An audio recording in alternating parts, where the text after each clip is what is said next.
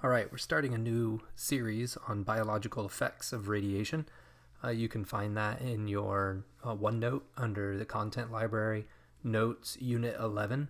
You should see 4 lessons there. Each one is its own page. We're just dealing with lesson 1 today. You'll notice that in Teams, there's an assignment that goes along with this video. You can find all the information in the OneNote, so you don't need to necessarily listen to the video to answer the questions in the assignment, but the assignment does need to be completed. It'll be due by the end of the day on Saturday, I believe, so you need to get on that. So we're talking about biological effects of radiation and the risks of ionizing radiation over the next couple of weeks.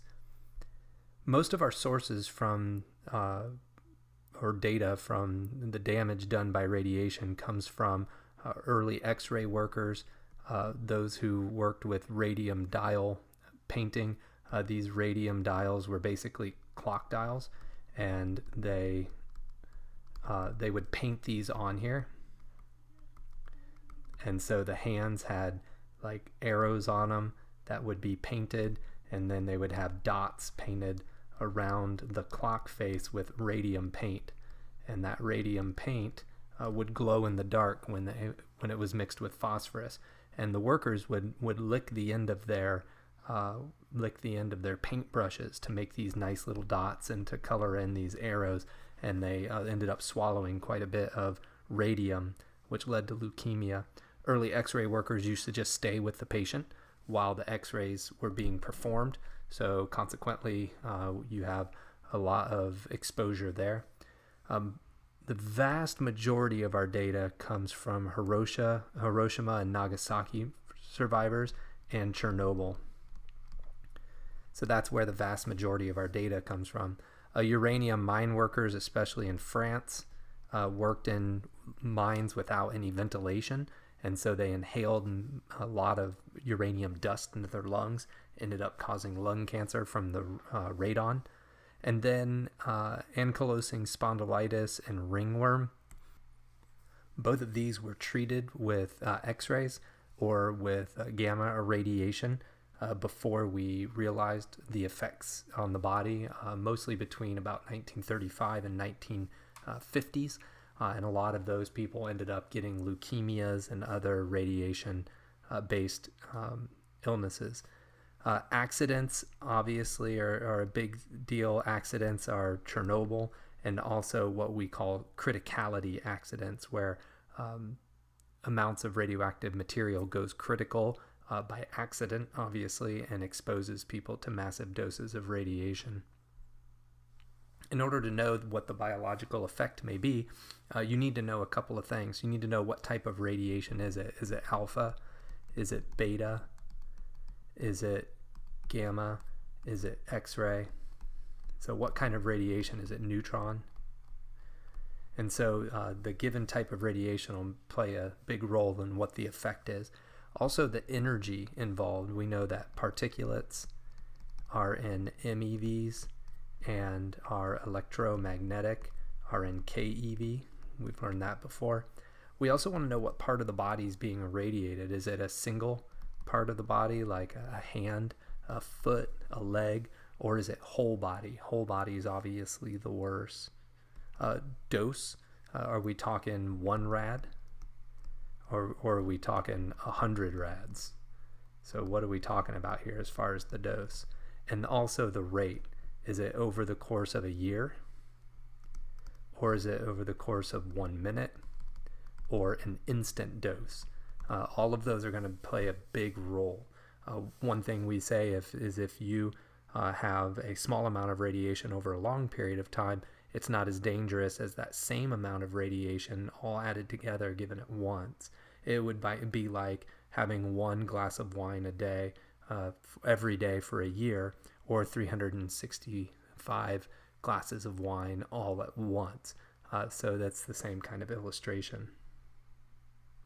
Remember our units.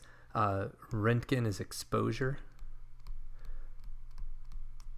The rad and the gray is absorbed radiation. Okay, if you multiply it by Q or what we call sometimes RBE at the beginning of the year, If you multiply the absorbed dose by that, you get rem or sieverts. Okay, and rems and sieverts are down here. We call those the equivalent dose. So these are our dosing. Don't worry too much about the equation here. It's just the equation's given. So we've learned all that before. I just wanted to remind you of those as we talk about rads versus rems or grays versus sieverts. When we talk about the exposure can be either internal or external. And those are exactly what it sounds like. Exposure pathways can be external, like you're being irradiated by something, or it's coming from contamination of your clothing, of your skin, or of the ground or the air.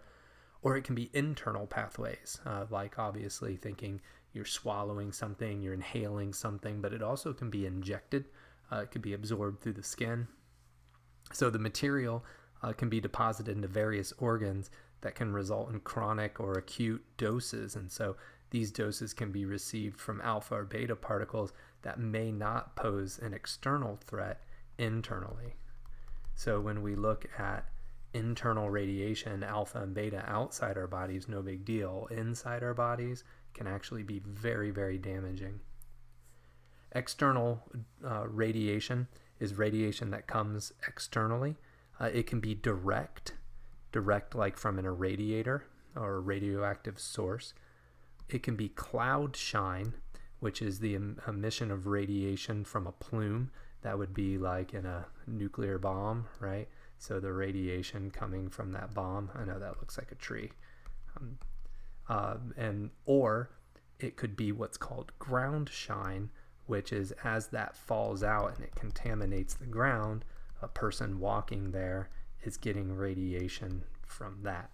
Okay, so you have cloud shine and ground shine. And that's in the case of a radioactive disaster.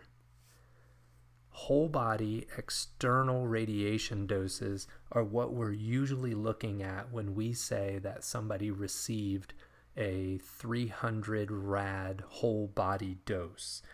When we start talking about stuff like that, Chernobyl, Hiroshima, Nagasaki survivors, accidents in criticality accidents like at nuclear weapons facilities, those were all whole body external doses. Internal pathways, we have to look at some more stuff, not just what type of radiation and its energy, but we also need to know the chemical form of it. If you were to swallow a radioactive isotope that was chemically inert, it may not do very much damage because it could pass through the body very quickly. However, if it's in the form of glucose, which is taken up by all of our cells, it could actually be quite damaging. Also, what's the body's need for that chemical? For example, if it's iodine 131, our body has a big need for iodine, and it all ends up in our thyroid quite readily. So we need to know how thirsty is our body for that chemical. And also, what about personal characteristics? Are we talking about a 250-pound, 6'5" male, or are we talking about a 4'2", 50-pound young child? So this is going to be a big deal if we have a very different response for a small person rather than somebody who's quite large. And also, were there any mitigating measures? Was somebody already taking large doses of iodine that was not radioactive? Are they drinking lots of water? What other kind of things were happening at the time? Internal pathways, you can inhale it, ingest it, skin absorption. It could actually penetrate an opened wound, or it could be injected.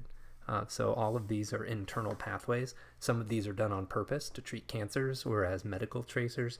Some of these happen like uranium mine workers or ingestion like radium dial painters.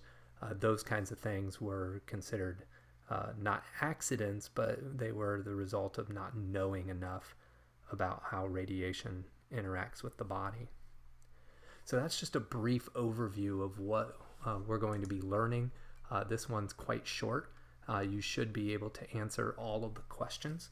that are on the Microsoft form as a worksheet for today. I hope everybody did well on their test on Monday, and this is our assignment for the rest of this week, and we'll have another lesson posted next Monday. Have a great weekend.